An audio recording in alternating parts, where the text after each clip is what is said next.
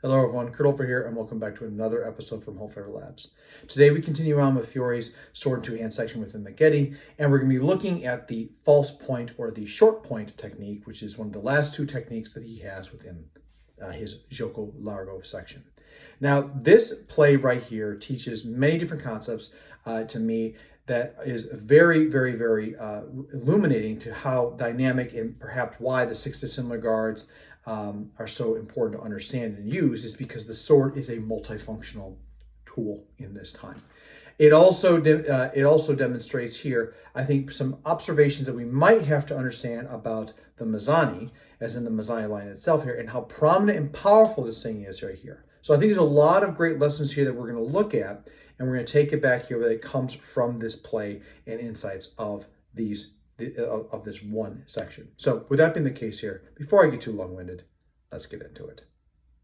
Okay, this week here we look at, in my opinion, one of the most interesting ways in which Fiore shows how to not only just strike a blow, but also transition into one of the six dissimilar guards that happens afterwards, which to me, again, indicates why we have grips of the sword the way that they are. And also here, it also may convey a very important note about what the mezzani is supposed to mean, or what it's supposed to do, and what is also possibly, other considerations with that. So first and foremost, let's talk about the false point here. Is that it basically says that I feint a strong mezzano. In that case right here, a very strong offline blow that comes this way. If this is one of the reasons why I believe also that, again, this is a largo action. So this is still in gioco largo. If we lay the segno on the ground here, just back a little bit, I don't hit you. If we lay the segno on the ground here, then we know that this offline angle is the fendente line, that's more my stretto. And this right here is my mezzani line for blows, but it is also largo. So for me, what is this doing? In this line context, by stepping right here, if I'm taking this option, I am really stepping wide with this to get around somebody's blow. Now, what does that do for us? A few things here. If I have covering mechanisms right here, as far as how these things go, I can stop blows here and shear off to one side or the next because it goes in that line. However, by stabbing around the person and really taking that huge offline strike, two things. Anatomically, this is a very powerful shot. It is wildly out of control if it is just let go. And on top of it, it aims for very, very, very dangerous spots that anatomically, whether if you have an aventail or nothing on whatsoever, are going to cause massive problems for the person doing this. Again, not cutting through, it's a colpi, it's a colpo, it's a blow, it's a strike. So in that case right here, this to me denotes that first and foremost, again, this is a gioco largo play, meaning that we are choosing a wider angle, or we're rounding around something here, not going directly at. And we are also taking a wide swing right here. It might also look like it's like a baseball bat swing. So I might be going here and going really wide to come across this way here to really get around someone's parrying position. So that's the first thing about this right here. And why is this important to note is because if Mr. Connor, I'm going to have you face towards the camera here, just put yourself right here. If he says this right here and he turns towards me and he's going to basically put himself up as if he's protecting his, he's going to protect his left side of his body. So my right effort, and I'm going to strike into his left side.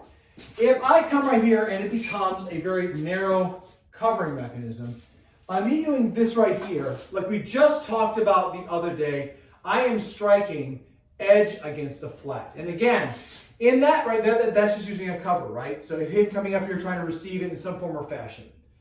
Like we talked about last couple of weeks ago, if I strike the flat, it's easier for me to go right through and hit the person.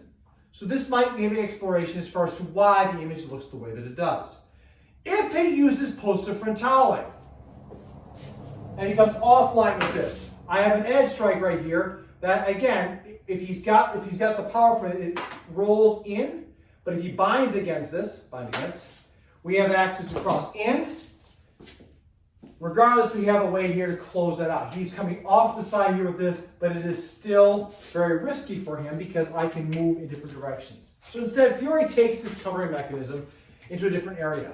Personally, also, this tells me that people that are trying to parry or cover against a Mezzano are more likely than not going to step into this thing here to try to really get all their effort away from it. Now, the image shows, like I said before, a right foot pass looks into it.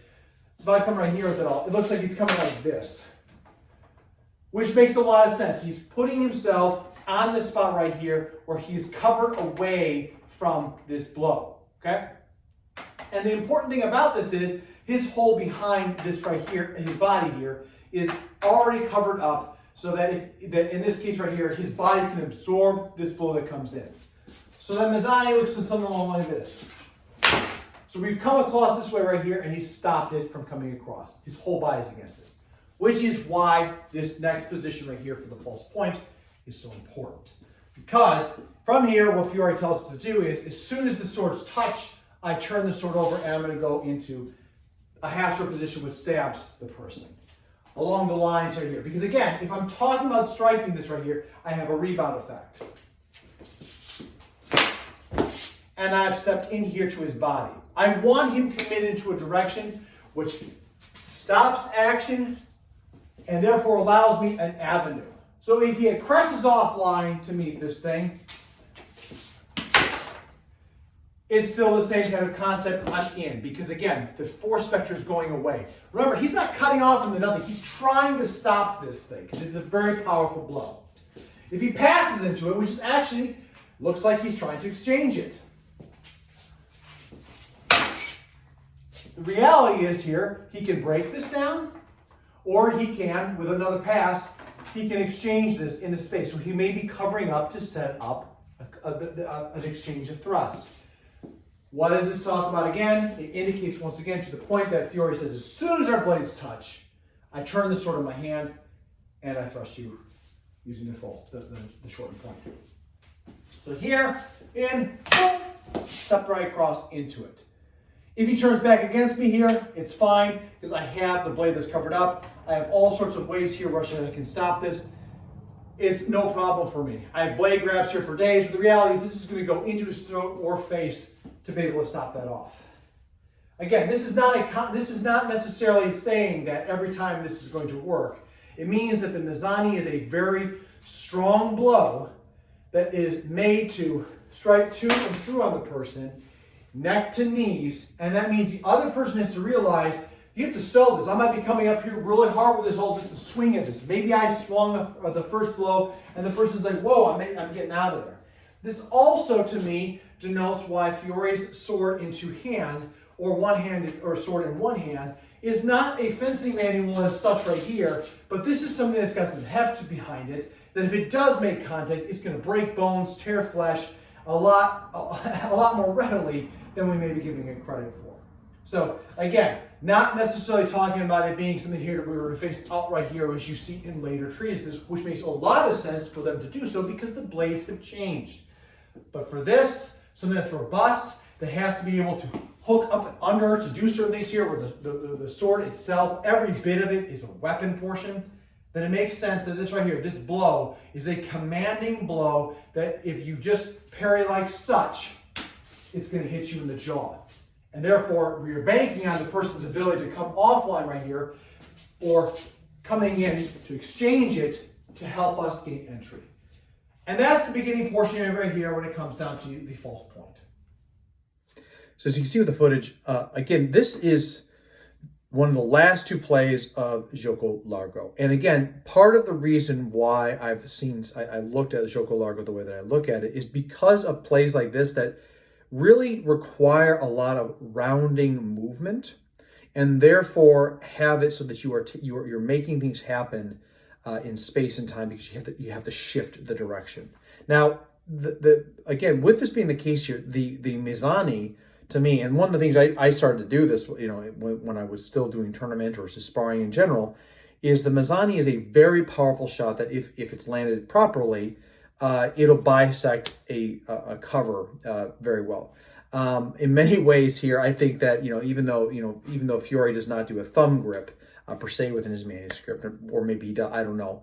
The fact is a rounding motion to come around somebody and to bisect them with, centrifugal force of a sword that's coming around. Nasty business.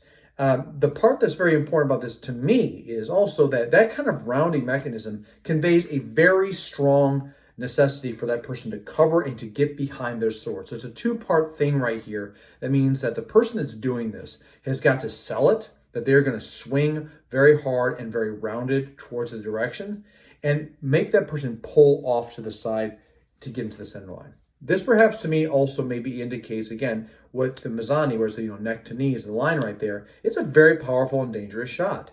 And that is something right there, if deployed properly, is nasty, is that it can cleave through and cause different causes of damage to somebody, obviously, which means that it also commands a certain level of respect from the person that's observing this. And if they don't, then they just get cut. So those are some things right there that I think is really important first.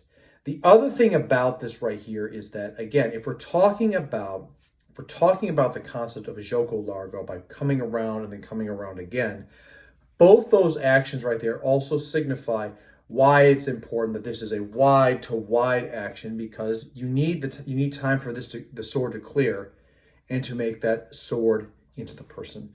It's very hard. It's very hard otherwise to do it otherwise. And the few times I have done this in sparring, it required very wide actions for me, at least for me. And I'm curious to hear what other people have to say about that out there. The other thing, another part about this here that I think is actually very interesting about the false point is that it once again ties back to Fiore's comment in the very beginning. Like I said before, his only advice, at least how I see his only advice that he gives us, which is to observe the person, to see if they take up the position for our Bizzarri, notice yourself, are they strong, are they weak, whatever, which ultimately right here means that I don't think that this is a technique right here that you just throw out there. To me, it feels like it is in line with that kind of advice that he gives, which is to observe what they're doing here, maybe condition them to how you want them to, which tells me that the fight here is a lot more psychological and less about just trying to finish it off than we might be thinking about, especially if this is something that is done in and out of armor. Very cool stuff. So again, with that being the case here, that's just kind of the observations I have with that. And please, by no means whatsoever does that mean that that is exactly the only time to do it. It just, to me, signifies, again, this might be a lesson where Fiore says, hey, remember that thing I told you about? If you've noticed that this person is constantly parrying this way, use it. This is a way that you can get around that. And maybe that's a hidden lesson that the Maestro had with his patron that we don't have, that's kind of lost to time. But I know for me, when working with this, if I've done it, if I see someone that's over-covering this way, this is the technique that helps with that. So with that being the case here, that's going to wrap up this video. Please don't forget, like, subscribe, share with a friend out there. Leave a comment below. Let me know how I'm doing out here. Let me know how you see this play out there. Tell me more about what's going on within your practice out there, especially when it comes down to the works of Fiore and the world of our Mezzari. And again, don't forget, hit that bell to be notified when new content gets dropped, because we would love to have you here in this 14th century journey of Fiore's Art of Arms. And we want to expand this channel, which is not possible without dear viewers like you. So thank you so much for that. And as always, everyone, please, until I see you next time, stay safe out there, train well, and fight on. I'll see you all soon.